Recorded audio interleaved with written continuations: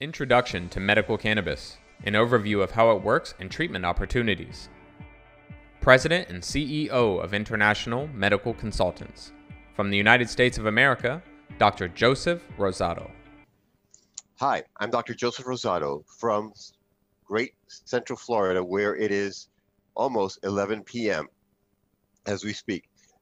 Has been my trajectory in the medical cannabis space from 2014 to present, where I originally began as an advocate and have progressed to be one of the top recommending physicians in the state of Florida, as well as a renowned expert on medical cannabis.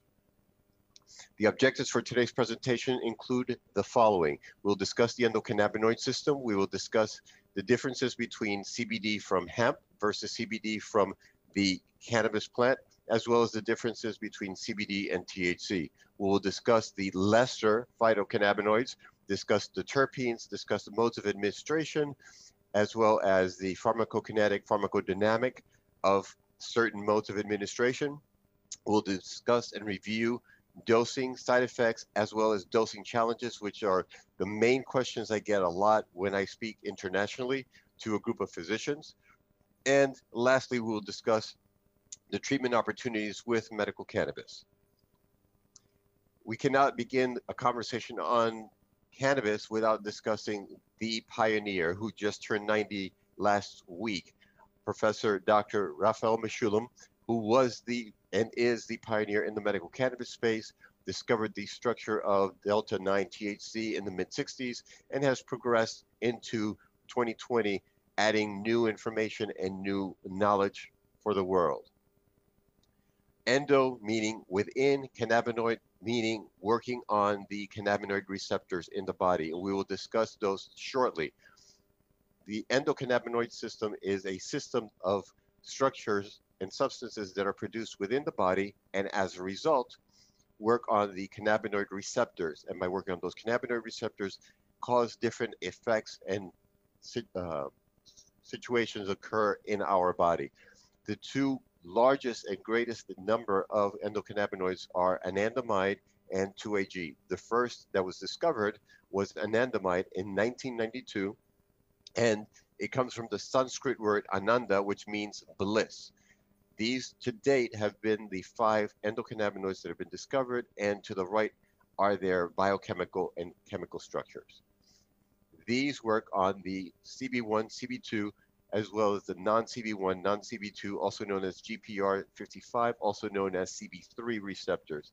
To the right, you will see a timeline of different things that occurred from 1988 to 2007, and you will find there a list of other receptors that the endocannabinoids work on, as well as the exogenous cannabinoids. Exo meaning outside, cannabinoids meaning working on the cannabis receptors. Exocannabinoids are cannabinoids that come into our body from the external environment. Hence, phytocannabinoids, phyto meaning plant, cannabinoids meaning working on the cannabis receptors. And we will discuss phytocannabinoids shortly. Also, I have a question in the chat. What's in the bottom of each slide in teal is the reference where I gathered the information for the slide, if you want to do additional reading and research. Now, where are the CB1 receptors located? Typically, and the general rule of thumb is the brain and spinal cord or the central nervous system. However, aside from the brain and spinal cord, it's also been found in the peripheral nervous system, specifically the sensory neurons, the postganglionic sympathetic neurons, and in neurons of the parasympathetic nervous system. Also, the gut is very rich in CB1 receptors, hence explaining that the gut-brain connection or gut-brain axis. Also found in lower concentrations in non-neuronal tissues, such as the heart, the liver, fat tissues, stomach, and the testes and ovaries. Testes in men, ovaries in females. CB2 receptors, generally speaking, are found in the peripheral nervous system and the organs of immunology or immunity, such as the tonsil, spleen, thymus, bone marrow, B lymphocytes, monocytes, macrophages, mast cells, and microglial cells. However, there are, to a lesser extent, located in the central nervous system, such as the cerebral cortex, the hippocampal cells, the globus pallidus, the cerebral Purkinje cells, cerebellar, granular cells, the cerebral nuclei, the vestibular nuclei, the dorsal-motor nucleus of the vagus nerve or cranial nerve number 10. Cranial nerve number 10 is very instrumental, specifically, for example, in situations of seizures and migraine headaches. Many of you have heard of vagal nerve stimulators to be used in patients that suffer with intractable seizures as well as migraine headaches. Using cannabis, this is why cannabis works so well on patients with migraine headaches as well as seizures, not to mention the clinical endocannabinoid deficiency that exists in both of those conditions. The distribution of the CB2 receptors are less dense in the nervous system as compared to the CB1 receptors. The CB2 receptors are also located on the epidermis and the dermis, which is why topical cannabinoids work so well. Creams, lotions on the hands, as well as the rest of the body, work so well as in the treating of psoriasis, eczema, and certain types of skin cancers. A picture is worth 1,000 words. So you will see on the left-hand side where the CB1 receptors predominate. In the lower right-hand corner, you will find where the CB2 receptors are located. And then in the upper right-hand corner, you will see where the CB1 and CB2 receptors are found, meaning both CB1 and CB2 receptors are located in these specific locations in the upper right-hand corner. Now, how does the body produce these endocannabinoids? What has to happen? Any type of stress, whether it's physical, mental, or emotional stress, supports the production of endocannabinoids. And that causes an action potential. That action potential travels down the presynaptic neuron and makes its way to the presynaptic bulb, causing an opening of the calcium channels. The calcium channels release calcium, crosses the synaptic cleft, and those calcium ions rather, then stimulate the release of the endocannabinoids in the postsynaptic bulb of the postsynaptic neuron, and the endocannabinoids are released and move retrograde or backwards towards the presynaptic bulb where the cannabinoid receptors are located. And you will see to the right that the two primary endocannabinoids formed are anandamide and 2-AG. Now the challenge is that there's an enzyme. There are two enzymes, one that degrades anandamide and one that degrades 2-AG. The enzyme that degrades anandamide is Fa, fatty acid amide hydrolase, and the enzyme that degrades 2-AG is MAGL. Now, why are these important? Because there are phytocannabinoids that block and inhibit the action of these enzymes. Therefore, CBD blocks or inhibits the action of Fa, and THCA, the acid form of THC, blocks or inhibits the action of MAGL. This is why many of us physicians that practice cannabis medicine encourage everyone to be on some form of cannabinoid, some type of cannabinoid. Why? Because by utilizing cannabis, it blocks or inhibits these specific enzymes and allows for the expression of the endocannabinoids to be expressed. So for this reason, everyone should be on cannabis to be able to receive the THCA as well as the CBD in conjunction with all of the other phytocannabinoids that I will be discussing here shortly. Now, as I mentioned before, we were about discussing the difference between hemp and cannabis, whose name later became marijuana. Both come from the mother plant, which is Cannabis sativa L. From there, you have hemp and cannabis. Hemp is has been primarily used for textiles, for clothing, for paper, to replace cement, etc. Hemp is very high in CBD and low in THC. Now you will see there where it reads contains 0.3%.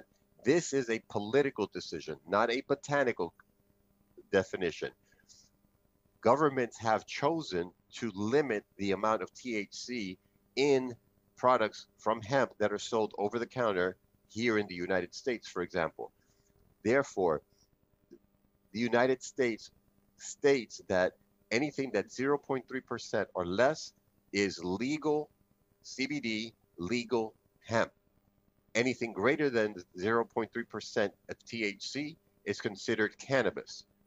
That is not a botanical definition, that is a political definition. Okay, I just wanted you to understand that the amount of THC in a product does not deem it whether it's hemp or cannabis.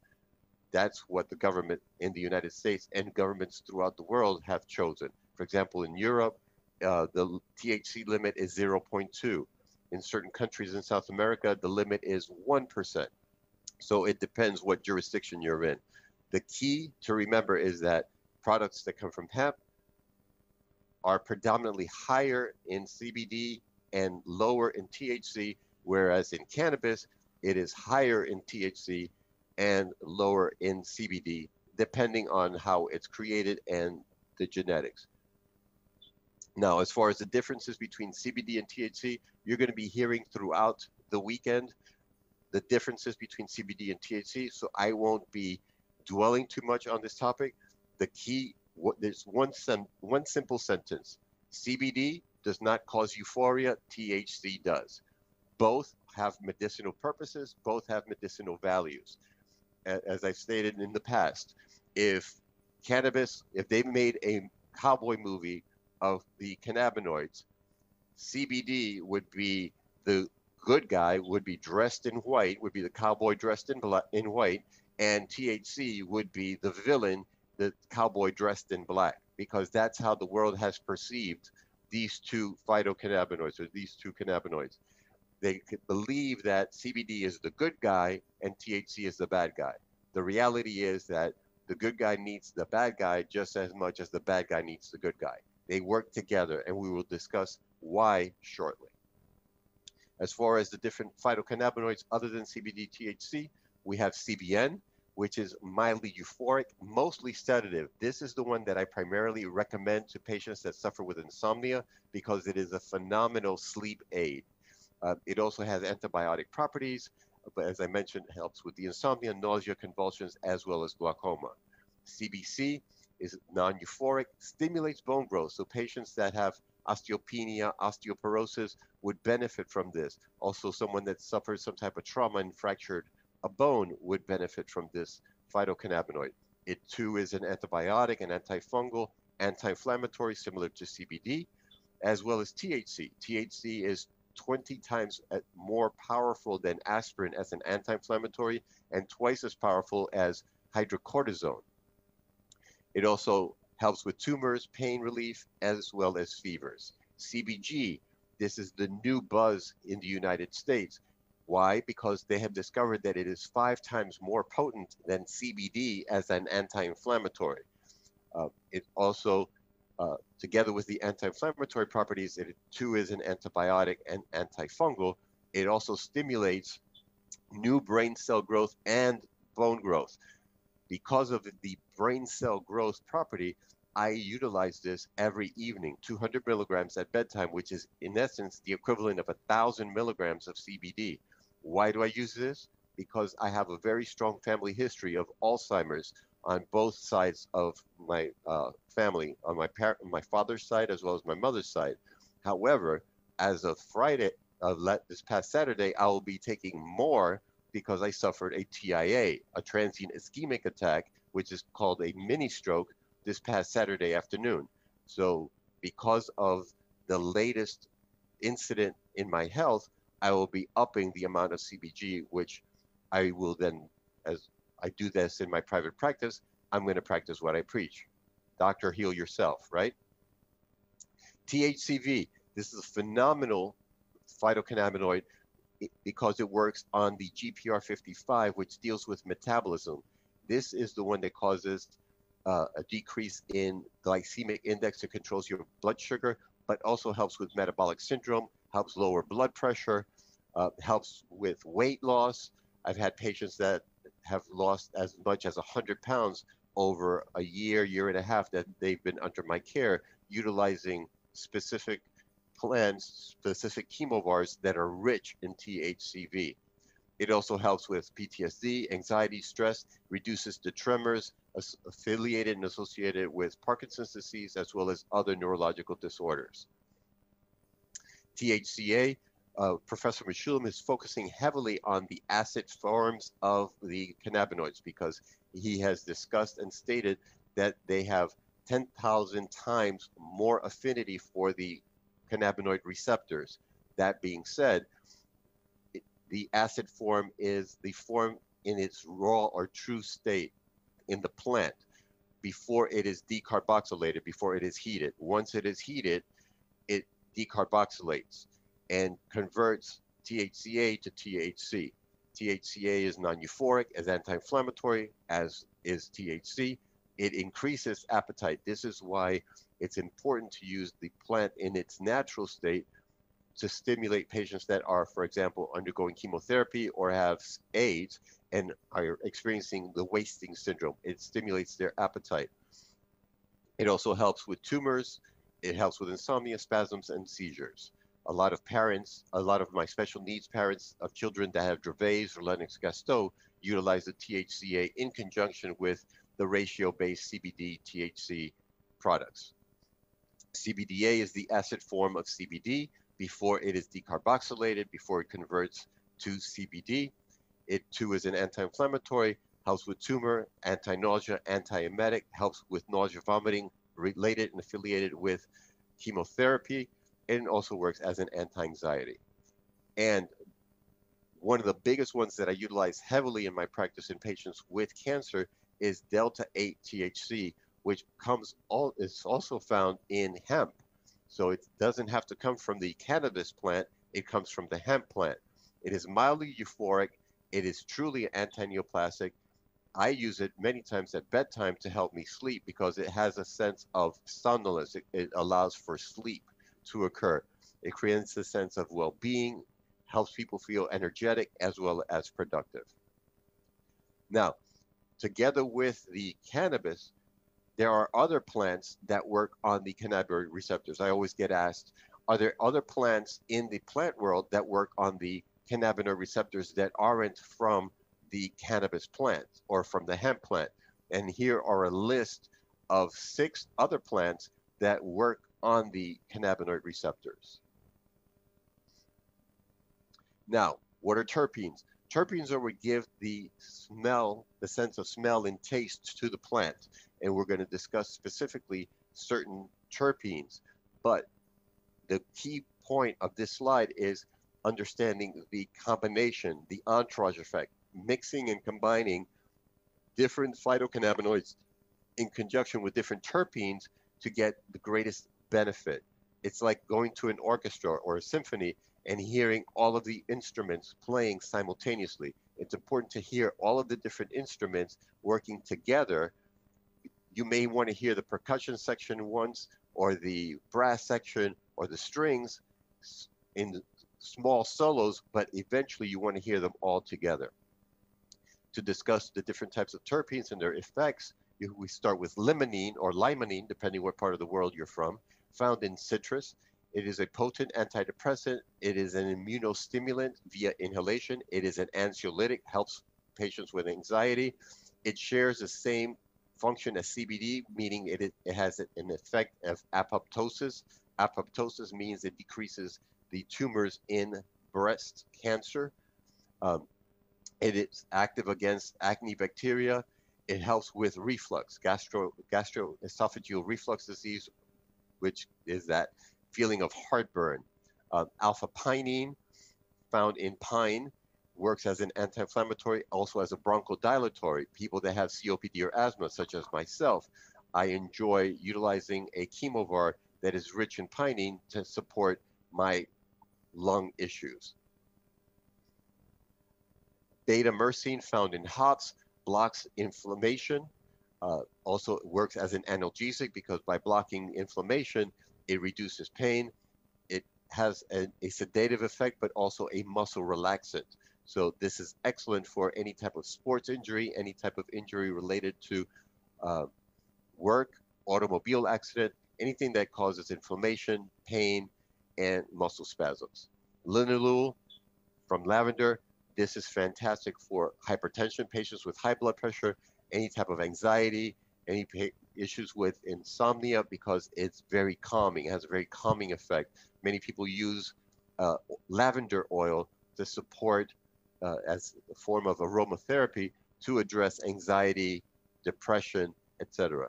And beta caryophyllene found in pepper uh, also has protection in the gastric system, also has an anti-malarial effect, selective CB2 agonist, so it works similar to CBD. And this is a good medication or a good terpene to use if someone receives too much THC and they have too much euphoria. They can use 3 grains of black pepper and place them under their tongue, and that will partially antagonize the CB1 receptor, similar to the way CBD does, and it helps lower the euphoria found with THC. And I will discuss that, what that is specifically, in the next few slides.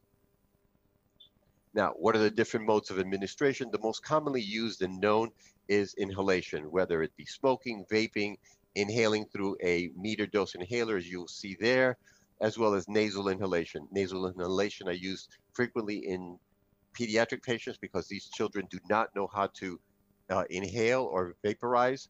And so we use a nasal inhaler to support their ability to receive the different phytocannabinoids that they need, followed by oral, whether it be an oil, a tincture, a capsule, an edible, oral sprays, oral mucosal sprays.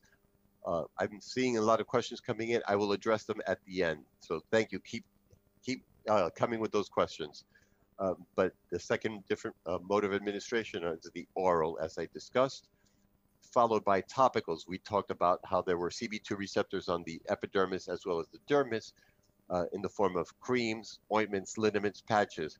Now, the important thing to remember with patches is you want to apply the patch not where the problem is, not where the pain is, like a lidoderm or lidocaine type of a patch, but you want to place the patch where there's a type of form of superficial vasculature. So on the inside aspect of the wrist or on the inside aspect of the distal arm where there are blood vessels, also in the inguinal area, behind the knees, places where there's a superficial blood supply, you want to apply the patches.